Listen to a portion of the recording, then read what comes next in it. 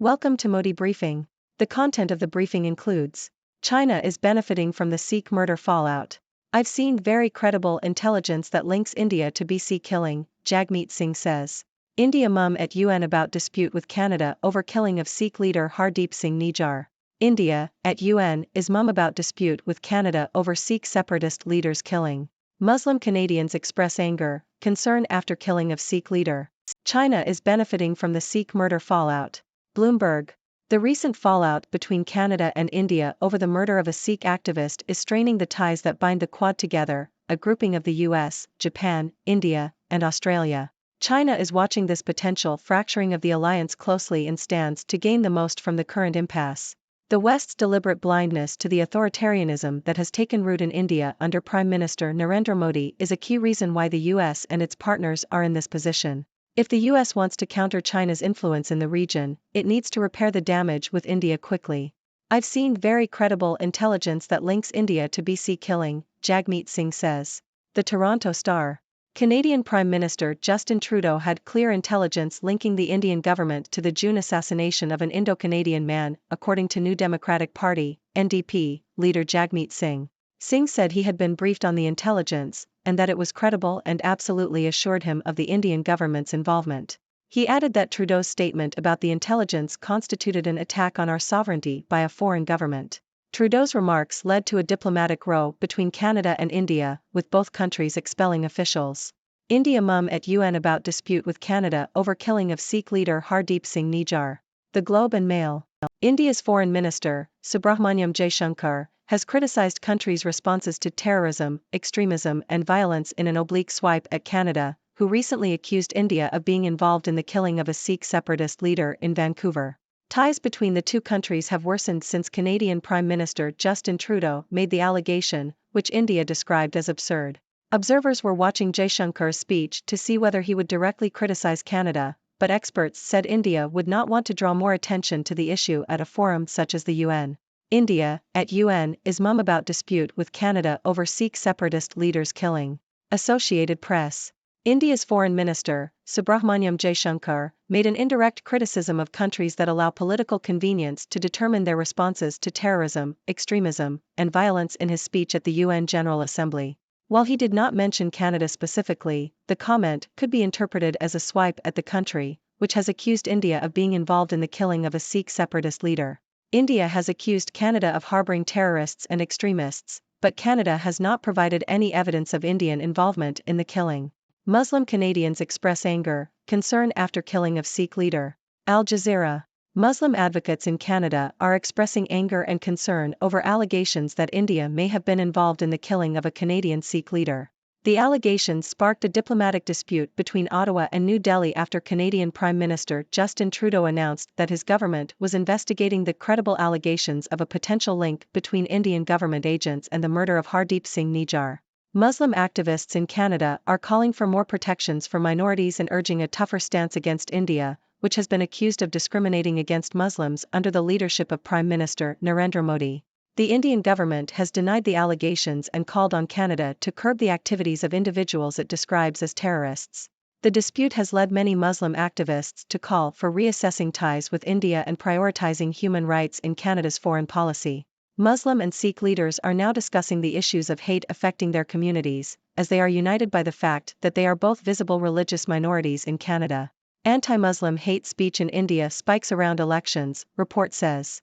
Al Jazeera. According to a report by Hindutva Watch, anti-Muslim hate speech incidents in India averaged more than one a day in the first half of 2023. The report documented 255 incidents of hate speech gatherings targeting Muslims, with 80% of the events taking place in states governed by Prime Minister Narendra Modi's Hindu nationalist Bharatiya Janata Party, BJP. The majority of the hate speech events mentioned conspiracy theories and calls for violence and socio-economic boycotts against Muslims. The report also found that Maharashtra, Karnataka, Madhya Pradesh, Rajasthan, and Gujarat states witnessed the highest number of hate speech gatherings. Modi's ruling BJP plots election drive of epic scale. Japan Times. The Bharatiya Janata Party, BJP, is facing its toughest challenge yet as it heads into the 2019 general elections in India. The party is facing growing anti-incumbency sentiment and a new national alliance, which is expected to pose a significant threat to Prime Minister Narendra Modi and his party. BJP officials believe that this will be Modi's toughest test so far. Escalating trend, most hate speech in India linked to Modi's party. The Sydney Morning Herald. A US-based research group has claimed that India's ruling Bharatiya Janata Party, BJP, and its affiliates were responsible for the majority of hate speech events against Muslims in the country during H1 2018. According to Hindutva Watch, 80% of the 255 incidents of hate speech gatherings targeting Muslims took place in BJP-controlled states and union territories. The group has also said that the country has seen an escalating trend of anti-Muslim speech since Prime Minister Narendra Modi came to power in 2014. The report's findings were dismissed as totally baseless by a senior member of the BJP. FBI warned prominent Sikhs of threats after murder of Hardeep Singh Nijjar in Canada. The Guardian. The FBI warned at least 3 Americans active in the Sikh community that their lives were in danger in the immediate aftermath of the murder of a Sikh activist in Canada last June. Canadian Prime Minister Justin Trudeau has blamed the apparent assassination on the Indian government, as assessment that has reportedly been backed by Canadian and US intelligence sources. The shocking accusation that India carried out an extrajudicial murder on Canadian soil, an allegation that has been denied by India, has prompted a re-examination of threats against Sikh separatists around the world. Most anti-Muslim hate speech in India linked to Modi's ruling party, report. South China Morning Post. Indian Prime Minister Narendra Modi's ruling party and affiliated groups were behind most hate speech against Muslims during the first half of the year, according to a report by Hindutva Watch. The Washington-based research group tracks hate crimes and inflammatory speech against Muslims and other minorities in India. The report found that more than half of the documented incidents this year were orchestrated by the ruling Bharatiya Janata Party, BJP, and its affiliates. This comes after the Indian Crime Bureau stopped collecting data on hate crimes in 2017. Hopes fade for moon lander after it fails to wake up following lunar night.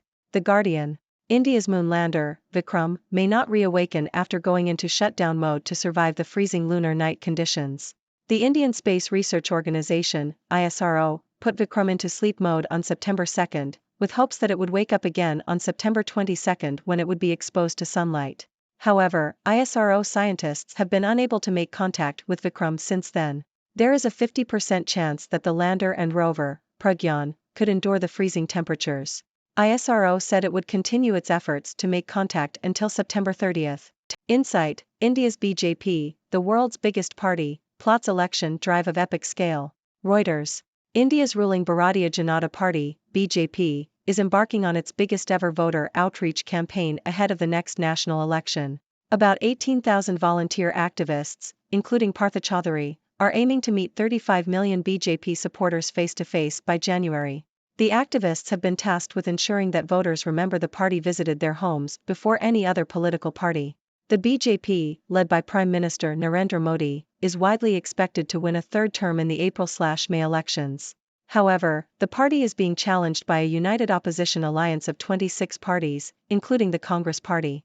The BJP's outreach campaign is set to target priority constituencies where it lost by narrow margins in previous elections, with activists providing intelligence on local issues. This year's campaign will be accompanied by an online campaign blitz and a large-scale use of social media. Ladies and gentlemen, I am Dr. Six, your trusted observer from the 6 Degrees world. Today, I bring you a summary of the recent fallout between Canada and India over the murder of a Sikh activist, which is straining the ties that bind the Quad alliance together. China is closely watching this potential fracturing of the alliance and stands to gain the most from the current impasse. The West's deliberate blindness to the authoritarianism that has taken root in India under Prime Minister Narendra Modi is a key reason why the US and its partners find themselves in this position. If the US wants to counter China's influence in the region, it needs to repair the damage with India quickly. In other news, Canadian Prime Minister Justin Trudeau claims to have clear intelligence linking the Indian government to the assassination of an Indo-Canadian man. This allegation has led to a diplomatic row between Canada and India, with both countries expelling officials. India's Foreign Minister, Subrahmanyam Jaishankar, has criticized countries' responses to terrorism, extremism and violence in an oblique swipe at Canada. Muslim advocates in Canada are expressing anger and concern over the allegations, calling for more protections for minorities and urging a tougher stance against India. Furthermore, a report has revealed an escalating trend of anti-Muslim hate speech incidents in India, with the majority of these incidents occurring in states governed by Prime Minister Modi's Bharatiya Janata Party, BJP. The report also claims that hate speech events targeting Muslims have been orchestrated by the ruling party and its affiliates. This comes as the BJP faces its toughest challenge yet in the upcoming general elections. In space news, India's moon lander, Vikram, may not reawaken after going into shutdown mode to survive the freezing lunar night conditions. The Indian Space Research Organisation, ISRO, has been unable to make contact with Vikram since putting it into sleep mode on September 2. ISRO will continue its efforts to make contact until September 30. To wrap up, it is clear that the fallout between Canada and India over the murder of a Sikh activist has caused strain in the Quad alliance and has opened the door for China to gain influence in the region. The allegations and counter-allegations between the two countries have sparked a diplomatic row and raised concerns about minority protections and human rights. India's ruling BJP is facing challenges in the upcoming elections and has been linked to hate speech incidents against Muslims. And in space news, India's moon lander faces uncertainty as efforts to re-establish contact continue. Now, I turn to you, my dear viewers. What are your thoughts on these developments? Do you have any questions or opinions? Let's discuss. Thank you for tuning in. The content above showcases the latest briefing reports and analytical synopses, thoughtfully curated by the Sikh team. These insights stem from a wide array of reputable media outlets, think tanks, government sources, and specialized experts worldwide. We encourage you to explore these sources for a comprehensive perspective. Keep in mind that while the content may not always align with the official standpoint of Sikh Brief, it's not meant to be taken as absolute directives for decision-making. Comprising seasoned media professionals, learned scholars, and accomplished scientists, the Sikh team embodies a trailblazing, fully independent media entity. To customize Sikh Brief to meet your professional needs, you have the option to subscribe to a diverse array of briefings on our website, sikhstubrief.com. Regardless of your location, you can conveniently receive Sikh Brief via email.